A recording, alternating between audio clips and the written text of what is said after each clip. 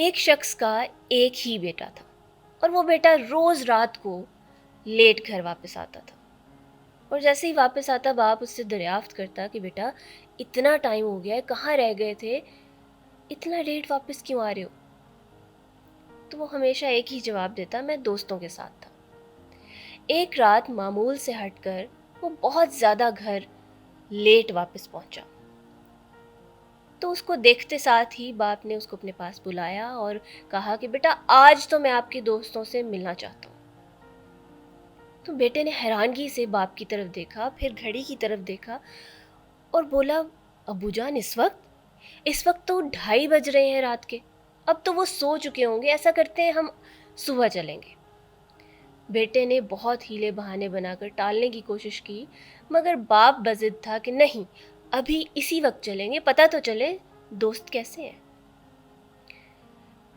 تو باپ بیٹا اسی ٹائم گھر سے نکلے اور دوست کے گھر کی طرف چلے گئے۔ جیسے ہی گھر کے پاس پہنچے انہوں نے گھر کا دروازہ کھٹکھٹایا، مگر کافی دیر گزرنے کے بعد کوئی بھی باہر نہ آیا کہ اچانک بالکنی پہ نظر پڑی تو وہاں سے ایک بزرگ سر نکال کر دیکھ رہے تھے۔ وہ اس دوست کا باپ تھا۔ مشکوک نظروں سے باپ بیٹے کو دیکھتے ہوئے انہوں نے آنے کی وجہ دریافت کی، تو بیٹے نے بتایا کہ میں اپنے دوست سے ملنے آیا ہوں۔ اس وقت تو وہ گہری نیند سو رہا ہے، رات کے 2:30 بج رہے ہیں بیٹا، اس ٹائم آپ کو کیا کام پڑ گیا؟ بزرگ نے جواب دیا۔ تو بیٹے نے بتایا کہ مجھے ضروری کام ہے، بہت بہانے بنائے، مگر اس بزرگ کا ایک ہی جواب تھا کہ دیکھو بیٹا صبح آنا۔ اب تو عزت کا معاملہ تھا، تو بیٹے نے ایمرجنسی امپورٹنٹ کام کا حوالہ دیا، مگر باہر نکلنا تو دور کی بات، اس دوست نے جھانکنا بھی گوارا نہ کیا۔ تو باپ نے بیٹے سے کہا کہ چلو اب ہم میرے دوست کے گھر چلتے ہیں جو فلانے گاؤں رہتا ہے اور اس کا نام خیر دین ہے۔ یہ کہتے ساتھ ہی باپ بیٹا گاؤں کی طرف روانہ ہو گئے۔ گاؤں چونکہ تھوڑا فاصلے پر تھا تو ان کو پہنچتے پہنچتے فجر کا ٹائم ہو گیا، ابھی اذانیں نہیں ہوئی تھی۔ جب وہ اس گھر پہنچے، دوست کے گھر پہنچے، تو دروازہ کھٹکھٹایا، کوئی بھی باہر نہ آیا۔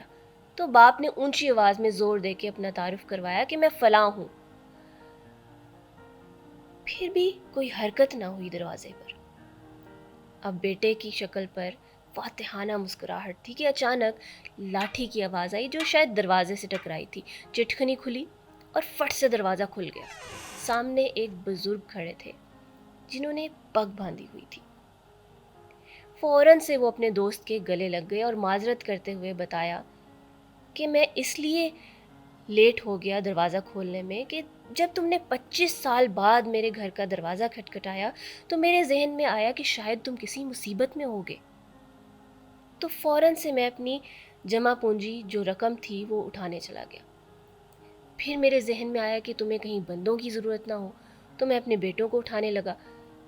پھر یہ بھی میرے ذہن میں خیال آیا کہ کہیں پنچایت نہ ہو، فیصلہ نہ کرنا پڑ جائے تو مجھے پگ کی ضرورت پڑے گی، تو میں پگ پہننے لگ گیا، اس لیے مجھے آنے میں تاخیر ہو گئی۔ یہ سب بولنے کے بعد اس بزرگ نے اپنے دوست سے پوچھا کہ اب بتاؤ تم کس مصیبت میں ہو، کیا بات ہوئی ہے، کس چیز کی ضرورت ہے؟ یہ سننا تھا کہ بیٹے کی آنکھوں میں آنسو جاری ہو گئے۔ اس کے دماغ میں اپنے باپ کی بتائی ہوئی باتیں گونجنے لگی کہ بیٹا دوست وہ نہیں ہوتا جو رت جگہ میں ساتھ ہو، دوست تو وہ ہوتا ہے جو آپ کے ایک آواز پر حق دوستی نبھانے آ جائے۔